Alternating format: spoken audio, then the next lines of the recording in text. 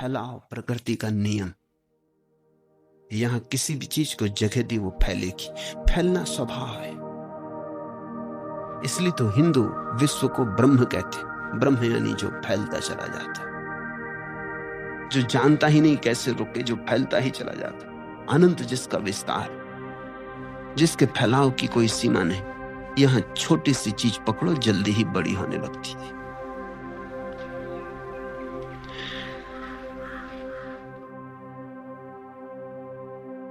इन छोटी छोटी बातों के कारण तुम भटकते चले जाते।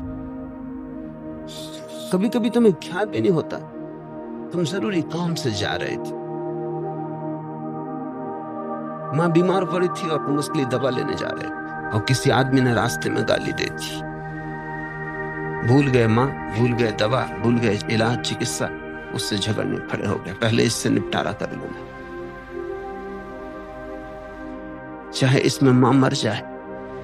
लौट के घर आओ और पाओ कि मां जा चुकी, फिर चाहे पछताओ।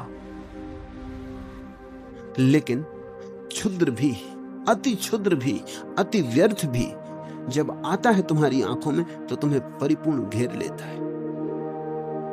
इसी तरह तो मंजिल खोती चली गई। तुम बिल्कुल हवा की तरंगों में भटकते लकड़ी के टुकड़े हो। जहां हवा आ जाती है, जहां पानी की तरंग ले जाती, वहीं चल पड़ते हो। तुम संयोगिक हो गए हो, एक्सीडेंटल। तुम्हारे जीवन में कोई दिशा नहीं, कोई बढ़ाव, कोई विकास, कोई गंतव्य, कोई मंजिल।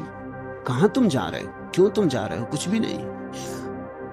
आकस्मिक घटनाएं, दुर्घटनाएं तुम्हारे जीवन की निर्णायक हो गई। कुछ भी उठाता है जिससे तुम्हारी कोई संगति नहीं, तुम वो करने में लग जाते। मैं विश्वविद्यालय में भर्ती होने गया। तुम अपना फॉर्म भर रहा था, मेरे पास ही एक लड़का खड़ा था, वो भी भर्ती होने आया था। उसने मेरे फॉर्म में देखा, उसने कहा तो आप दर्शन शास्त्र ले रहे हैं तो मैं भी लूंगा। मैंने कहा तू रुक, तुझे से क्या प्रयोजन है। ये बिल्कुल संयोगिक है कि मैं यहां खड़ा अपनी दरखास्त भर रहा हूं, तू भी भर रहा है। मेरी दरखास्त को एक तो देखने की कोई जरूरत नहीं, देख भी ली तो तुझे कोई विषय इसलिए लेने की जरूरत नहीं, न तू मुझे जानता है।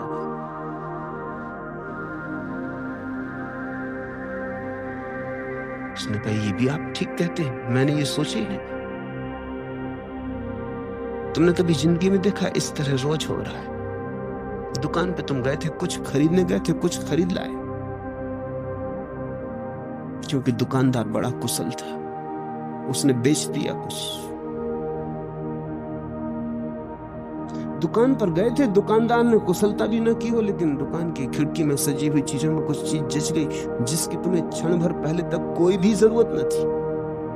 क्षण भर तक पहले तुम्हें सपना भी ना आया था उसका, लेकिन बस आंख में पड़ गई, सरक गए। तो शायद जरूरी काम छोड़ के जो तुम लेने गए थे कुछ और लेके आ जाओ।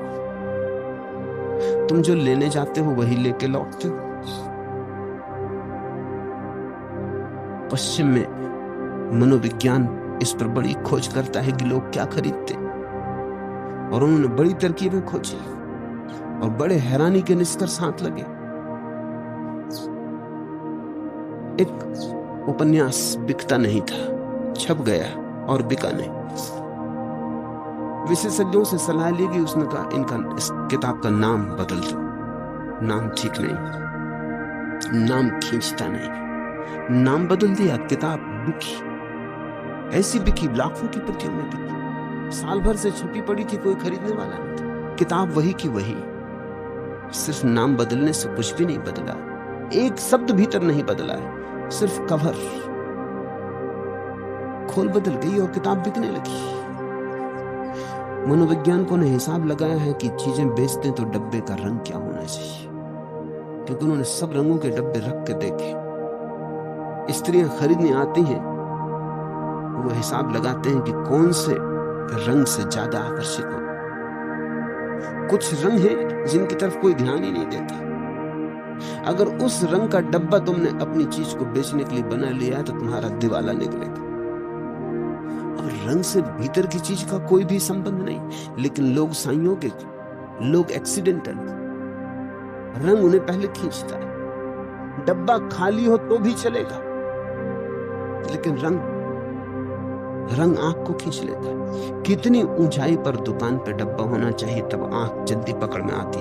5 फीट, तो ठीक आंख की सीध में होते। लोग ऐसे अलाल हैं कि आंख भी ऊपर उठा के कौन देखता अगर जरा डब्बा ऊपर रखा हो या डब्बा बहुत नीचे रखा हो। तो विशेषज्ञ हैं इस संबंध में जो बताते हैं कि तुम जब कोई चीज बना के बाजार में बेचो तो डब्बे का रंग क्या हो, कितने बड़े अक्षरों में नाम, कितनी ऊंचाई पर दुकान में रखा जाए, कितनी दूरी पर ग्राहक खड़ा हो, तो काउंटर कितने फासले पे बनाया जाए, बेचने वाला क्या कहे, कैसे शब्दों का उपयोग करे। क्योंकि जरा जरा सी बात, एक भिखमंगा एक घर में भीख मांगने गया, सुंदर है, स्वस्थ है, जवान। महिला बाहर निकली और उसने कहा कि जवान हो, स्वस्थ, सुंदर हो, कोई काम क्यों नहीं करते? जिंदगी में सफल हो सकते हो, भीख मांगने की जरूरत क्या है? उस आदमी ने कहा, अब तुमसे क्या कहें, दुनिया में बहुत स्त्रियां देखी, तुम जैसी सुंदर स्त्री नहीं देखी। फिल्म अभिनेत्रियां हैं, लेकिन तुम्हारे मुकाबले कुछ भी नहीं। तुम इस घर में क्या कर रही हो? तुम तो फिल्म अभिनेत्री हो सकती थी। उस स्त्री ने कहा, रुक रुक, मैं अभी तेरे लिए भोजन लाती हूं।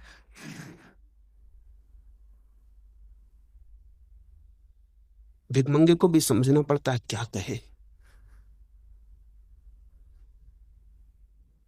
किन शब्दों का उपयोग करे, क्योंकि लोग अंधे, लोगों को पता नहीं वो क्या कर रहे हैं, क्यों कर रहे हैं। तुमसे लोग करवा रहे, तुमने सैकड़ों चीजें खरीद ली हैं जो बेचने वालों को बेचनी थी, तुम्हें खरीदनी नहीं थी। पुराने अर्थशास्त्र का नियम था कि जहां जहां मांग होती है वहां वहां पूर्ति होती है। नए अर्थशास्त्र का नियम है, जहां जहां पूर्ति होती है वहां वहां मांग पैदा हो जाती।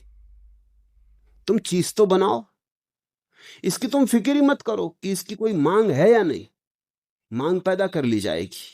लोग पागल हैं। बनट शाह ने जब पहली दफा अपनी किताबें लिखी तो बिकी नहीं, क्योंकि नाम बिकता है। कोई नाम तो था नहीं, कोई जानता तो था नहीं बनट शाह को। तो क्या किया उसने? वो खुद ही चक्कर लगा के किताबों की दुकानों पर जाता था पूछने, जहाज बनट शाह की किताब है? दुकानदार पूछता, कौन जहाज बनट शाह? अरे तुम्हें जहाज बनट शाह का पता नहीं? क्या खाक किताबों का धंधा करते? इस नाम की किताब छपी। ऐसा वो खुद ही दुकानों पर चक्कर लगाता, पता बता आता, उनको तरकीब से समझा आता। और जब उसने अपने मित्रों को भी कह दिया कि तुम जब निकलो कहीं से, कोई विशेष रूप से जाने की जरूरत नहीं, लेकिन रास्ते में अगर किताब की दुकान पड़ जाए, इतनी कृपा मुझ पर करना, पूछ लेना जहाज बनट शाह की फला फला किताब है। जब दुकानदार, कई ग्राहक आने लगे, रोज आने लगे, भाई है कौन जहाज बनट शाह? दुकानदारों ने पता लगाया, किताबें खरीद के लाए। जहाज बनट शाह ने कहा, ऐसे मेरी किताबों का बिकना शुरू हुआ। चीज होनी चाहिए,